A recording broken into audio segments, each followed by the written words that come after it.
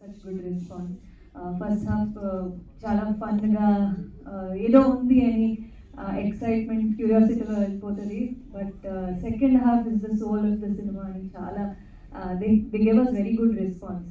I think దాంట్లో తెలుస్తుంది okay Telugu ఆడియన్స్కి కూడా ఇది నచ్చుతుందని. So with a lot of hope and love మనం నూతన సంవత్సరాలకి వస్తున్నాము. గత వైభవంతో మీరందరూ చూసి మనకి అదే సేమ్ లవ్ అండ్ సపోర్ట్ ఇవ్వాలి.